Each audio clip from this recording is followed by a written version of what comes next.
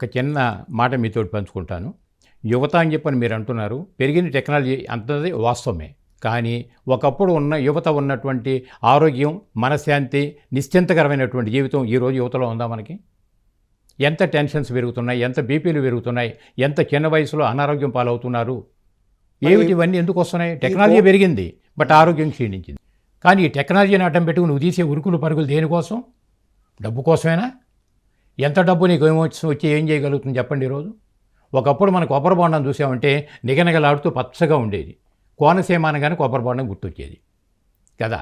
అయితే ఈరోజు చేపల చెరువులు, రొయ్యల చెరువులు, ఇవి అవి వాటిలో వేసేటట్టు ఎరువులు, మందులు ఒకటని కాదు. ఇవాళ పచ్చగా నిగనగలాడే కొబ్బరి బొండం కావాలంటే ఎక్కడ అయిపోయింది? మొత్తం కాలుష్యం అయిపోయింది.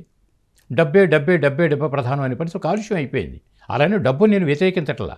ధనం మూలం ఇదం జగత్తు. భూప్రపంచం రూపాయి లేకపోతే దమ్మిడి కూడా మనకి పనికిరాం.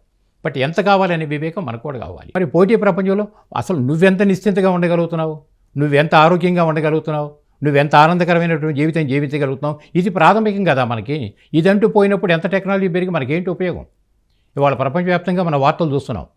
ఎన్నెన్ని దేశాల్లో ఉన్నటువంటి అకృత్యాలు కానీ, అరాచకాలు కానీ వార్తలు చూస్తుంటే అసలు ఎంత బాధాకరమైన విషయాలు ఇవన్నీ కూడా మనకి. ఎందుకని వస్తున్నాయి ఇవన్నీ కూడా? టెక్నాలజీ పెరిగింది, కానీ వ్యక్తిగతంగా నీలో ఉన్నటువంటి ఆ సహృదయత అనేటటువంటిది ఏమైపోయింది?